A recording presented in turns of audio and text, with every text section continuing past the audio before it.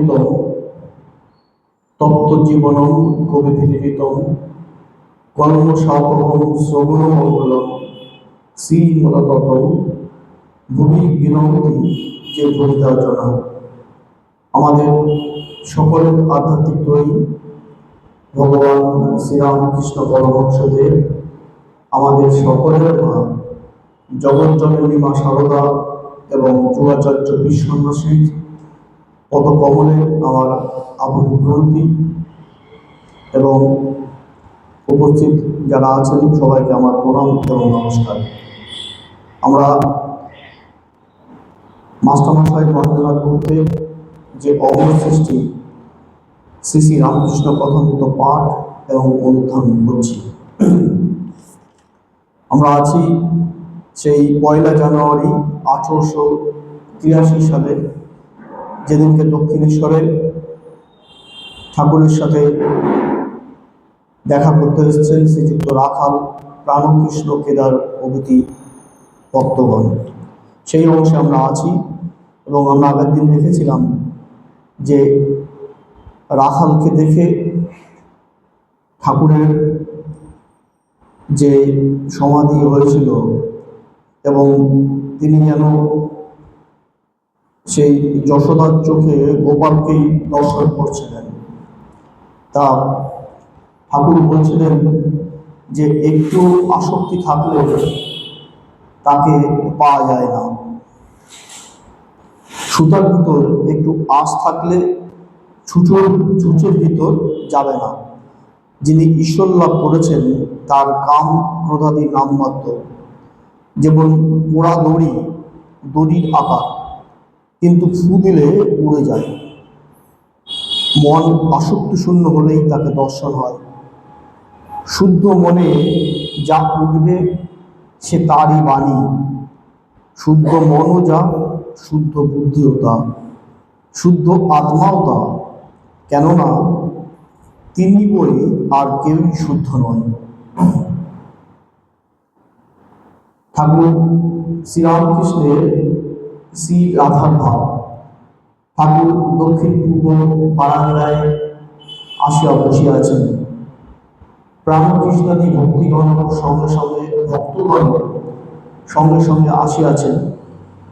হাজরা মহাশয় বারান্দায় বসিয়া আছেন। ঠাকুর হাসিতে হাসিতে প্রাণকৃষ্ণকে বলিতেছেন, হাজরা একটি কম নয়, যদি এখানে বড় দরজা হয় তবে হাজরা ছোট দরজা। আসলে ঠাকুর এই হাজরা মশাই সম্বন্ধে ওই অন্য যারা পার্শ্বদ ছিলেন তাদের সবসময় বলতেন যে হাজরা থেকে একটু দূরে থাকতে, কারণ হাজরার মূলত লক্ষ্যই ছিল যারা দক্ষিণেশ্বরে আসতেন, বিশেষত যারা বড় লোক, তাদের সঙ্গে সে একটু উচ্চমার্গের কথা বলে কিছু 2-1 পয়সা আয় করার চেষ্টা করত। কারণ তার লক্ষ্য ছিল তার দেশে কিছু ধার ছিল, সেই ধার শোধ করাই তার একটা কারণ ছিল। এবং ঠাকুর ইয়ার্কি করে হাজারাকে বলত নরেন্দ্রের ফ্রেন্ড। যদিও এই নরেন্দ্রের কল্যাণে, নরেন্দ্রের অনুরোধে অবশেষে ঠাকুর হাজরাকে কৃপা করেছিলেন। তা সেই হাজরাকেই ঠাকুর বলছেন, হাজরা একটি কম নয়, যদি এখানে বড় দরগা হয় তাহলে হাজরা ছোট দরগা।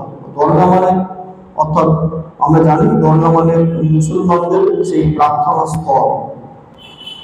মানে ঠাকুর এখানে দরগার কথা বলেছেন, মন্দিরের কথা বলেন, আসলে সেই সর্বধর্ম সম্মেলনের বার্তা দিতে চাচ্ছেন।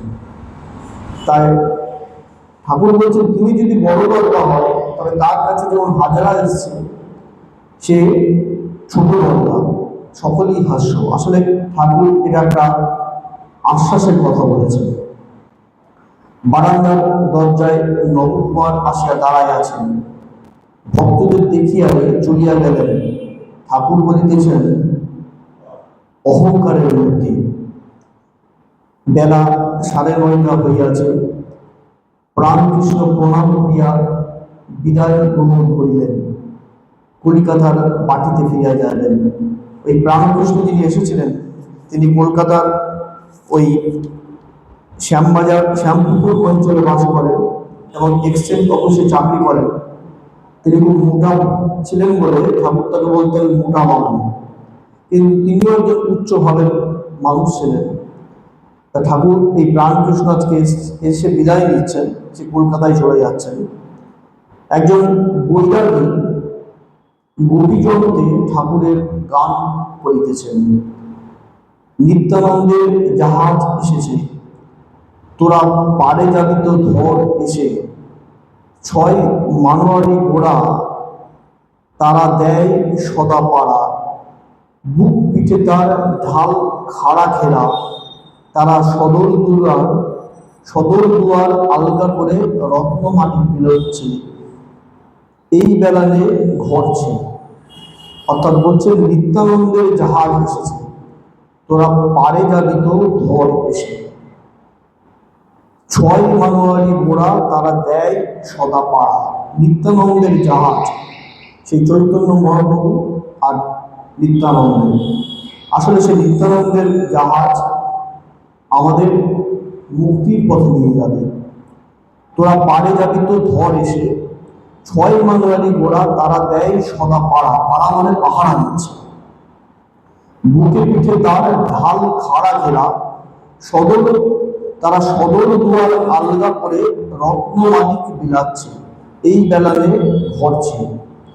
অর্থাৎ ওই নিত্যানন্দের জাহাজ এসেছে, তারা মুক্তির পথে আমাদের নিয়ে যাবে। এবং বুকে পিঠে তারা ঢাল খেরা গেল, অর্থাৎ আগেকার দিনে যখন সৈন্যরা যুদ্ধ করত, তাদের দেহে পিঠে এবং পেটে ঢাল থাকতো, সেই ঢাল দিয়ে শত্রুদের হাত থেকে নিজেদের শত্রুদের আক্রমণ থেকে রক্ষা করত।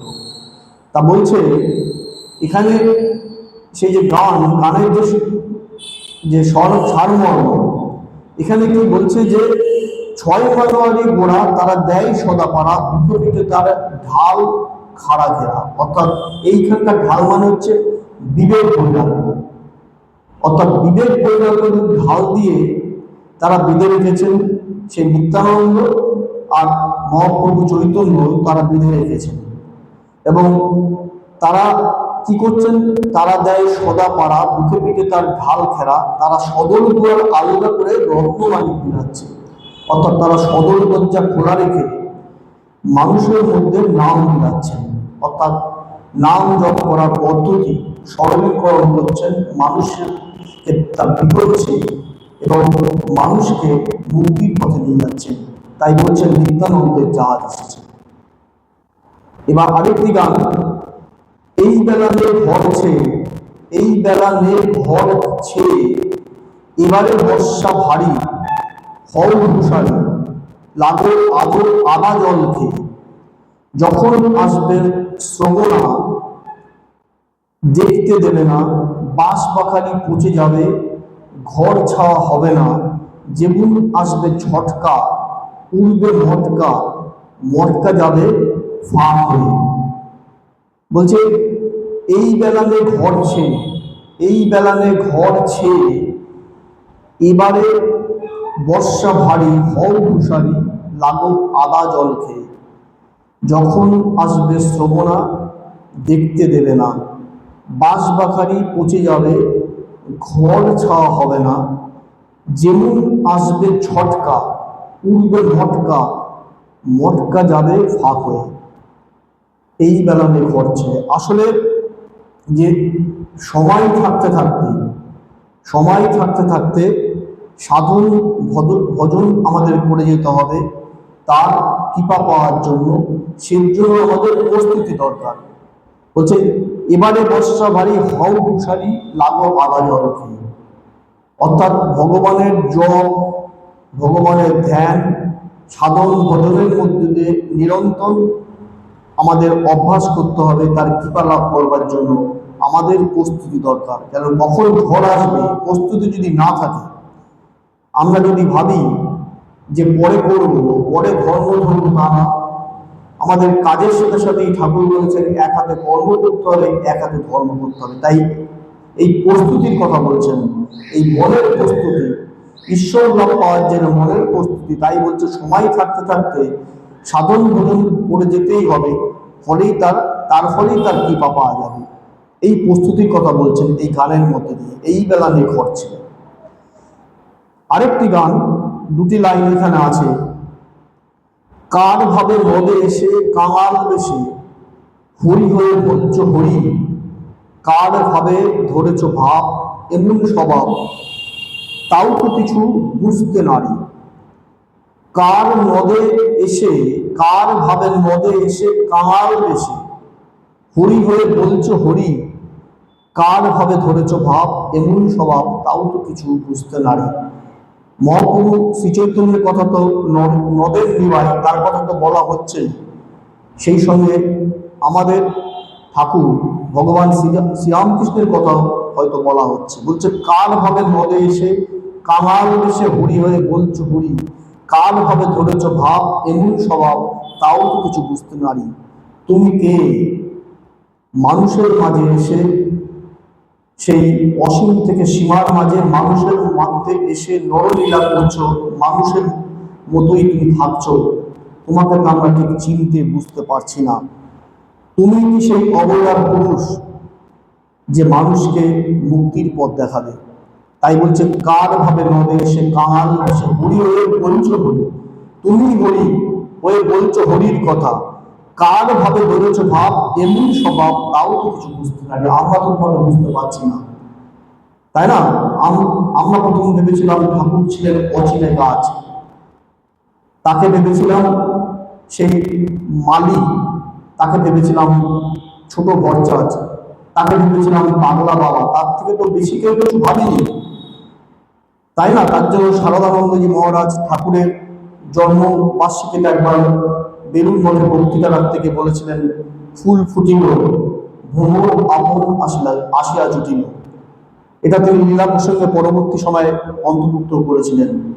ফুল ফুটিল ভ্রমর আপন আসিয়া জুটিল, অর্থাৎ শ্রীরামকৃষ্ণ নামক যে ফুলটা, সে ফুলটা তো আগে থেকেই ফুটেছিল, কিন্তু আমরা তাকে বুঝিনি। আমরা তাকে ভেবেছিলাম মালি প্রথমে, আমরা তাকে প্রথমে ভেবেছিলাম পাগলা বাবা অথবা পারতপক্ষে একজন পূজারী, তার বেশি তো কেউ ভাবিনি। কিন্তু পরবর্তী সময়ে বুঝেছিলাম তিনি কে, তিনি ছিলেন অবতার বরিষ্ঠায় শ্রীরামকৃষ্ণদেব। তাই যারা প্রথমে বিদ্রুপ করতে এসেছিল তারাই পরবর্তী সময়ে তাকে প্রার্থনা করলেন। ঠিক নদের নীলায়ও তাই, তিনি এসেছিলেন মানুষের মধ্যে ভালোবাসার বার্তা নিয়ে, কিন্তু তাকে আমরা প্রথমে বুঝিনি, তাই তাকে আমরা বুঝতে পারিনি, চিনতে পারিনি। তাই ভাবছে কার ভাবে ধরেছ ভাব এমন সমাপ তাও তো কিছু বুঝতে নারী। ঠাকুর গান শুনিতেছেন, এমন সময় শ্রীযুক্ত কেদার চাটুর্য আসিয়া প্রণাম করিলেন। তিনি অফিসের বেশ করিয়া আসিয়াছেন, চাপ কান ঘড়ির চেন, কিন্তু ঈশ্বরের কথা হইলেই তিনি চোখের জলে ভাসিয়া যান, অতি প্রেমিক লোক, অন্তরে গভীর ভাব। মানে কেদার চাটুর্য বলে আরেকজন সংসারী মানুষ এসছেন, তিনি অফিসে চাকরি করতেন, তাই অফিসের পোশাক, ঘড়ির চেন এসব তার হাতে আছে, কিন্তু তার সবসময় ঈশ্বরীয় ভাব। ঈশ্বরের কথা বললেই তার চোখ দিয়ে নিরন্তর জল পড়ে। কেদারকে দেখিয়া ঠাকুরের একেবারে শ্রী বৃন্দাবন লীলা উদ্দীপন হইয়া গেল। ওই কেদারকে দেখে ঠাকুরের যেন সেই শ্রী বৃন্দাবন লীলা মনের কোণে যেন ভেসে উঠছিল। প্রেমে মাতরা হইয়া দণ্ডায়মান হইলেন ও কেদারকে সম্বোধন করিয়া গান গাইতেছেন। সখী সে বন কত দূর, যথা আমার শ্যাম সুন্দর, আর চলিতে যে নারী। এটা দু লাইনে আছে গানটা, তার বেশি নেই। শ্রীরাধার ভাবে গান গাইতে গাইতে ঠাকুর সমাধিস্থ হলেন। আমাদের ঠাকুর ভগবান শ্রীরামকৃষ্ণ তার একটা অনন্যতা করতেন, তিনি যখন তখন সমাধিতে চলে যেতে পারতেন, যেটা মুনি ঋষিরা বছরের পর বছর, দশকের পর দশক সাধনা করে গেছেন এই সমাধিতে যেতে, কিন্তু ঠাকুর যখন তখন সমাধিতে চলে যেতে পারতেন। কিন্তু মাকে বলতেন, ঠাকুর মা তুই আমাকে বেহুশ করতিস না, বেহুশ করে রাখিস না, আমি সবার সাথে রসে বসে থাকতে চাই।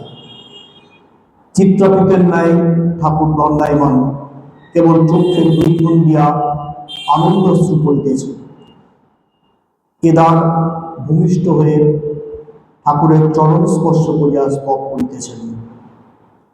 কিয়ৎক্ষণ পরে ঠাকুর শ্রীরামকৃষ্ণ প্রভুস্থ হইতেছেন। কেদার নিজি পাটি হালিশহর হইতে কলিকাতার কর্মস্থলে যাইবেন। পথে দক্ষিণেশ্বর কালী মন্দিরে ঠাকুর শ্রীরামকৃষ্ণকে দর্শন করিয়া যাইতেছেন। একটু বিশ্রাম করিয়া কেদার বিদায় গ্রহণ করিলেন। অর্থাৎ কিছুক্ষণ পরে ঠাকুর যখন আবার বাহ্যতে ফিরে আসলেন, কেদার তার বাড়ি হচ্ছে হালিশহর, অর্থাৎ হালিশহর হচ্ছে বিখ্যাত আরেক কারণে সাধক রামপ্রসাদেরও বাড়ি। তা কিন্তু কেদার চাকরি করে কলকাতায়। পথে দক্ষিণেশ্বরে কালী মন্দিরে ঠাকুর শ্রীরামকৃষ্ণকে দর্শন করিয়া যাবেন। একটু বিশ্রাম করিয়া কেদার বিদায় গ্রহণ করিলেন। অর্থাৎ এখানে ভগবান শ্রীরামকৃষ্ণ একটা অপশন দিচ্ছেন যে তুমি সবসময় না হলেও অবসর পেলে এখানে চলে আসবে। যেমন আমাদের আশ্রমের ওই যে বসে আছেন সমীর দত্ত, তিনি অন্তত সবাইকেই বলে, আমাকে তো বারবারই বলেন ব্যস্ত, তুমি তো জানি একটু ব্যস্ত থাকো, কিন্তু সময় পেলে আর কিছু যাবে না, এখানে চলে আসবে। ঠিক এটাও ঠিক আমার তাই মনে হচ্ছিল আজকে আমি পড়ার আগে যখন দেখছিলাম যে একই ব্যাপার, যে কেদার সে চাকরি আমাকে বলে তুমি চাকরি করো, ব্যস্ত থাকো, সময় পেলে আসবে। ঠিক তাই একই ভাষা, যে ঠাকুর দক্ষিণেশ্বরে কালী মন্দিরে আছেন, সে হালিশহরে তার বাড়ি, কলকাতায় চাকরি করে, ফেরার সময় একটু দেখা করে যাচ্ছে। ঠাকুর একটা অপশন দিচ্ছে যে তোমার রোজ আসার দরকার নেই, টাইম করে তুমি আসবে। এই রূপে ভক্ত সঙ্গে কথা করিতে করিতে বেলা প্রায় দুপুর হইল। শ্রীযুক্ত রামলাল ঠাকুরের জন্য থালা করিয়া মা কালীর প্রসাদ আনিয়া দিলেন। ঘরের মধ্যে ঠাকুর দক্ষিণাস্য হইয়া আসনে বসিলেন ও প্রসাদ পাইলেন। আহার বালকন্যায় একটু একটু সব মুখে দিলেন। অর্থাৎ যে ঠাকুর দক্ষিণের দিকে মুখ করে বসে আছেন এবং রামলাল এসে ঠাকুর একটু প্রসাদ দিলেন, মায়ের প্রসাদ দিলেন, ঠাকুর একটু মুখে দিলেন। আহারান্তে ঠাকুর ছোট খাটটিতে একটু বিশ্রাম করিতেছেন। কিছুক্ষণ পরে মারোয়ারি ভক্তরা আসিয়া উপস্থিত হইলেন। আজকে এটুখানি বললাম যে আজকের যে অংশটা, সেই অংশটা যে মূল বিষয়টা, যে গোপীচন্দ্রে যে বৈরাগী গান করছেন, তিনি বলছেন না কার হবে নদে এসে কার বেশি বলিয়ে বলছো করি, কার হবে ধরেছ ভাব, এমন স্বভাব তাও তো কিছু বুঝতে না। আসলে নদের দেশে নদের নিবাই মহাপ্রভু শ্রী চৈতন্যের কথা আসলো, তিনি তো অবতার ছিলেন, কিন্তু অবতার ছিলেন আমাদের ভগবান, আমাদের হৃদয় সম্রাট ভগবান শ্রীরামকৃষ্ণ। তাই বলছো তুমি কার বেশে এসছো, মানুষের বেশ ধরে এসছো নরলীলা করবার জন্য, কিন্তু আমাদের এই মানুষদের মুক্তির পথে নিয়ে যেতে আমরা তোমাকে ঠিকনে বুঝতে পারছি না। তুমি তো সেই অবতার বরিষ্ঠ শ্রীরামকৃষ্ণদেব। ঠাকুরমা স্বামীজিকে আমার প্রণাম এবং উপস্থিত সবাইকে আমার নমস্কার। শিব শিব মহাশিব, শিব রামকৃষ্ণ নাম, ব্রহ্মা বিষ্ণু সর্বদেব, রামকৃষ্ণ।